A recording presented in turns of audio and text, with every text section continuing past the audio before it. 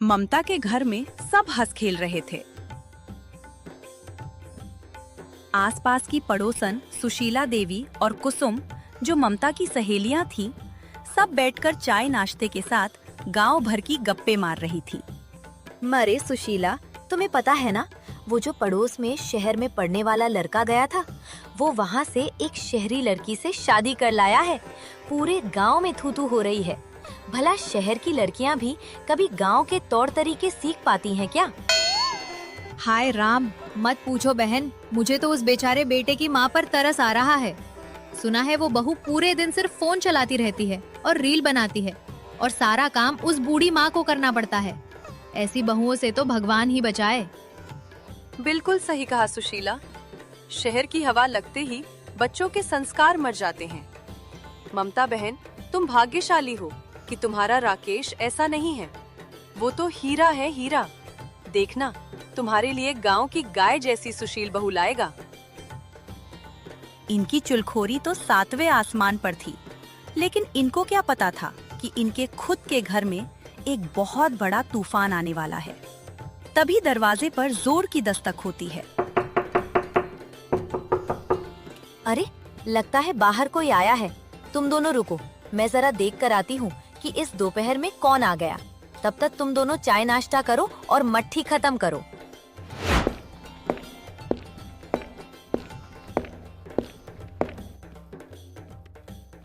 देखना कुसुम, कोई ना कोई बड़ी खबर ही आई होगी।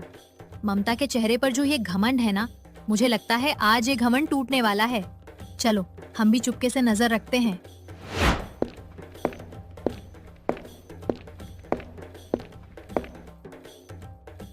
जैसे ही ममता हंसते हुए मुख्य गेट खोलती है, सामने का नजारा देखकर उसके पैरों तले से जमीन खिसक जाती है। सामने राकेश एक सुंदर लड़की का हाथ पकड़े खड़ा था, जिसके गले में वरमाला थी। बेटा, ये सब क्या है? और ये लड़की कौन है जिसने दुल्हन का जोड़ा पहन रखा है? तू ये क्या तमाशा करके आया है शहर से? माँ, ये तेरी बहू मीना है। हाँ माँ, मैंने इससे मंदिर में शादी कर ली है। अब हम घर लौट आए हैं। बस हमें आपका आशीर्वाद और प्यार चाहिए माँ। प्रणाम माँ जी। मैं जानती हूँ कि हमारा इस तरह अचानक आना आपको ठीक नहीं लगा होगा, लेकिन आप हमें एक मौका देकर तो देखिए। हट, दूर हो जा यहाँ से। मर गई तेरी माँ। हाय, मैं तो कहीं मुंह दिखाने लायक नहीं रही, पूरी तरह बर्बाद हो गई।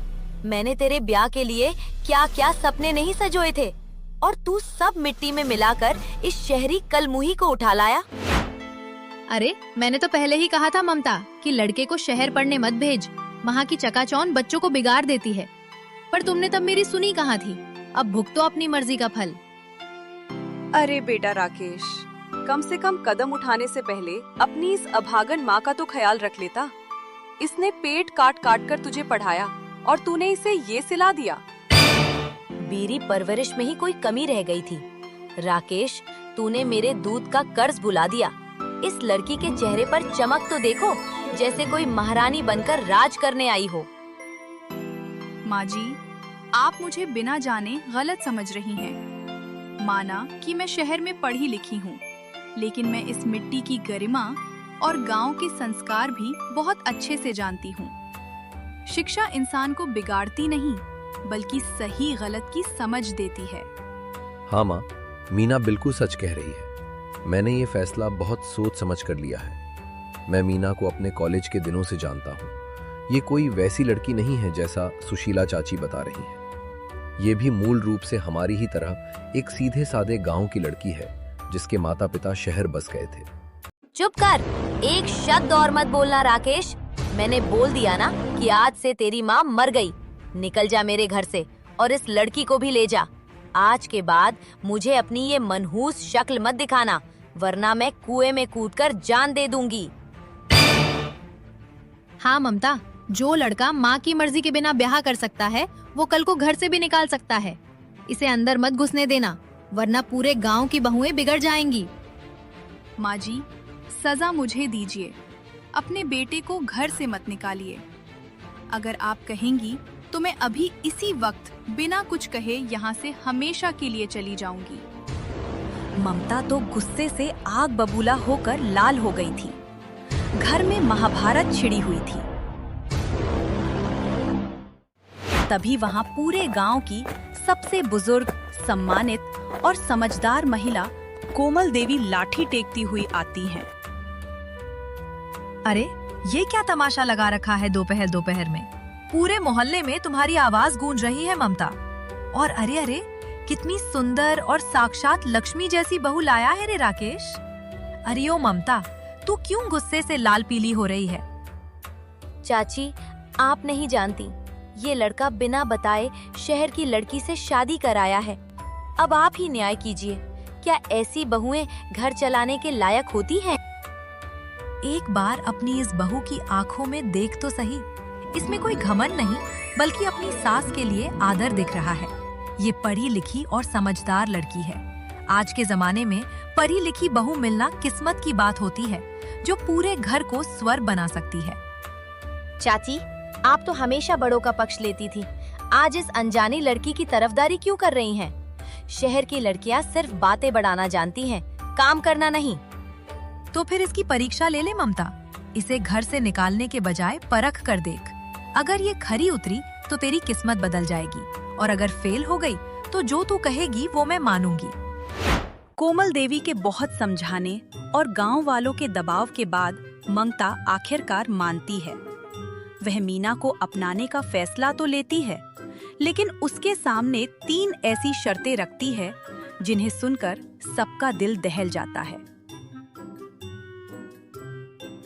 ठीक है चाची, अगर आप कहती हैं तो मैं इसे बहू मानने के लिए तैयार हूँ, लेकिन मेरी भी 3 शर्तें हैं।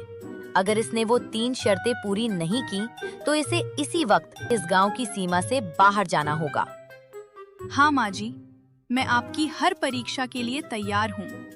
आप अपनी तीनों शर्तें बताइए, मैं उन्हें पूरा करने के लिए अपनी पूरी जान लगा दूंगी। तो सुन, मेरी पहली शर्त ये है कि कल सुबह होने से पहले तुझे बिना किसी चूल्हे, बिना गैस और बिना एक भी लकड़ी जलाए पूरे गांव के लिए 56 भोग का खाना तैयार करना होगा। माँ, ये क्या पागलपन है? बिना आग, बिना चूल्हे और बिना गैस के कोई 56 भोग कैसे बना सकता है? ये तो सीधे सीधे मीना को घर से निकालने की साजिश है। तू बीच में मत बोल राकेश, शर्त बहू के लिए है। अगर ये इतनी ही चमत्कारी और समझदार है तो शहर की तकनीक से ये करके दिखाए। बोल बहू, मंजूर है? मुझे आपकी ये पहली शर्त मंजूर है माँ जी। कल सुबह सूरज उगने से पहले पूरे गांव के सामने 56 भोग तैयार मिलेंगे। मीना ने हाँ तो कह दिया, पर उसे क्या पता था कि उसके सामने एक बहुत बड़ा और खौफनाक तूफान आने वाला है। बिना आग के खाना बनाना तो सिर्फ शुरुआत थी। असली खेल तो दूसरी और तीसरी शर्त में छिपा था, जो मीना की जिंदगी बदल देने वाला था।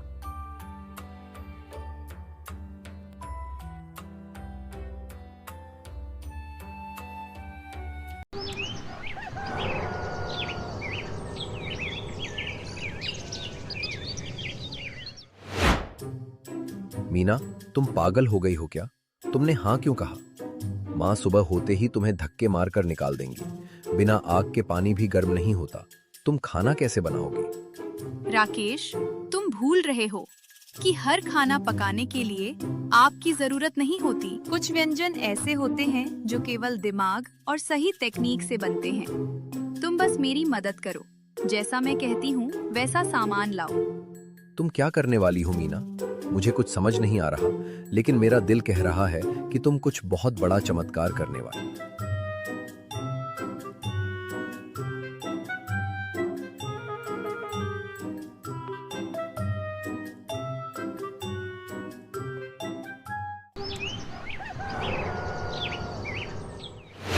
देखना कुसुम, आज तो ये शहरी मेम साहिब सुबह की पहली बस से ही शहर वापस भाग जाएगी। बिना आग के खाना? हाँ, आज तो ममता की जीत पक्की है। समय समाप्त हो गया है बहू, बाहर आओ और दिखाओ अपना 56 भोग, वरना अपना बैग उठाओ और चलती बनो।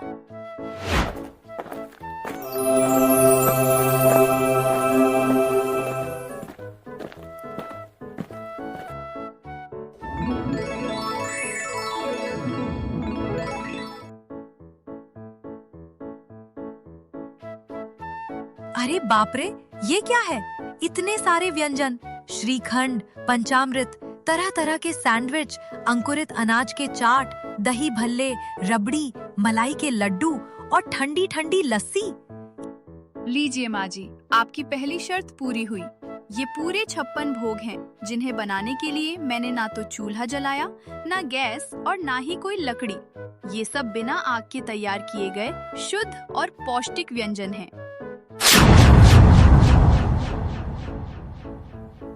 अच्छा, तो तूने पहली शर्त पार कर ली, लेकिन याद रख, असली परीक्षा तो अब शुरू होगी। मेरी दूसरी शर्त सुन।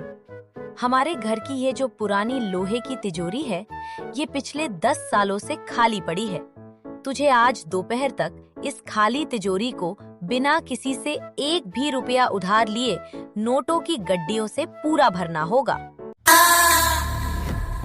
ओहो, ये तो बहुत तगड़ी शर्त है। बिना पैसे के तिजोरी कैसे भरेगी? क्या ये लड़की बैंक लूटेगी? ठीक है माँ जी, मुझे आपकी ये दूसरी शर्त भी मंजूर है। दोपहर 12 बजे आप खुद आकर अपनी तिजोरी देख लीजिएगा।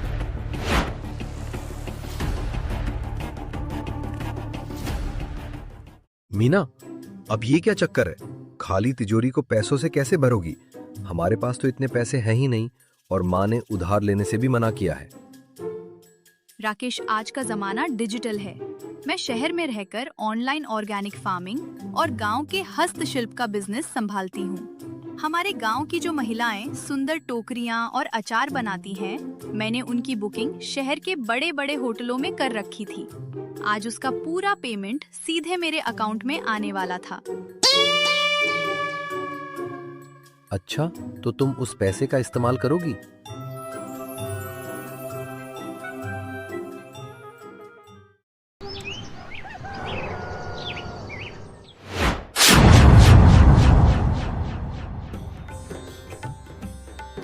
अरे, इतने सारे पैसे!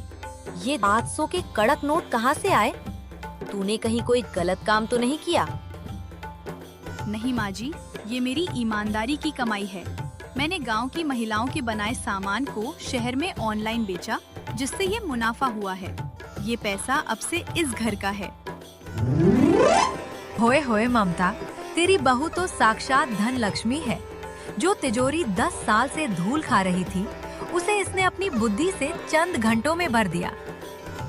2 शर्तों में हारने के बाद ममता का अहंकार पूरी तरह टूट चुका था, लेकिन सुशीला ने उसके कान में कुछ ऐसा फूंक दिया कि ममता ने तीसरी और सबसे खतरनाक शर्त रख दी, जो सीधे मीना की जान से जुड़ी थी।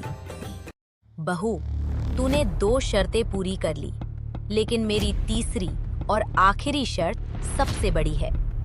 हमारे गांव के पीछे जो अंधेरा कुआं है, जिसे सब भूतिया कहते हैं और जहां कोई दिन में भी नहीं जाता, तुझे आज आधी रात को वहां अकेले जाना होगा और उस कुएं के तल से वो पुरानी पीतल की गागरी निकाल कर लानी होगी, जो मेरे पूर्वजों की थी। नहीं माँ, ये सरासर अन्याय है। उस कुएं में जहरीले सांप हैं और वहाँ का रास्ता बहुत खतरनाक है। तुम मीना की जान खतरे में डाल रही हो। मैं ये कभी नहीं होने दूंगा।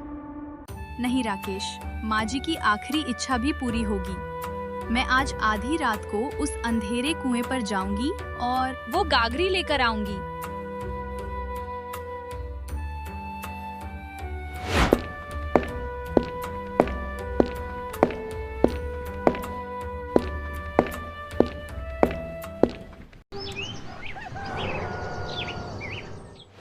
रात के ठीक 12 बजे चारों तरफ सन्नाटा था।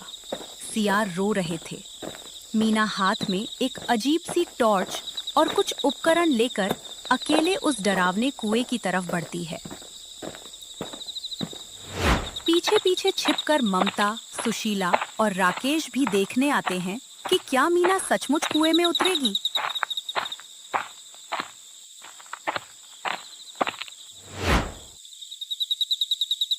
ममता, मुझे लगता है कि इस लड़की को भूत पकड़ लेगा। चलो यहाँ से भाग चलते हैं।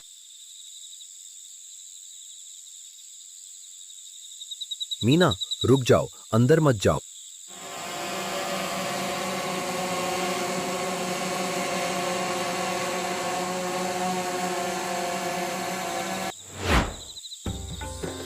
माँ जी, आपके पूर्वजों की धरोहर। विज्ञान और समझदारी के पास हर डर का इलाज होता है। उस कुएं में सिर्फ जहरीली गैसें थी, कोई भूत नहीं। मुझे माफ कर दे बहू, मेरी आंखें खुल गईं। तू तो साक्षात देवी है जो मेरे घर को बचाने आई है। मैं इन चुलखोरों की बातों में आ गई थी। क्यों सुशीला, क्यों कुसुम? अब बंद करो अपनी चुगलियों की दुकान और इस लक्ष्मी बहू के स्वागत में सब मिलकर ताली बजाओ।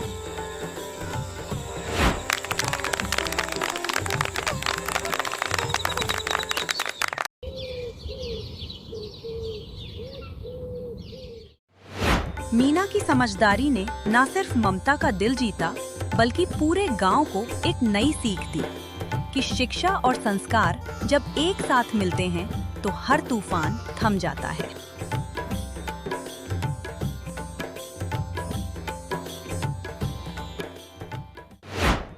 तो कैसी लगी आपको हमारी कहानी?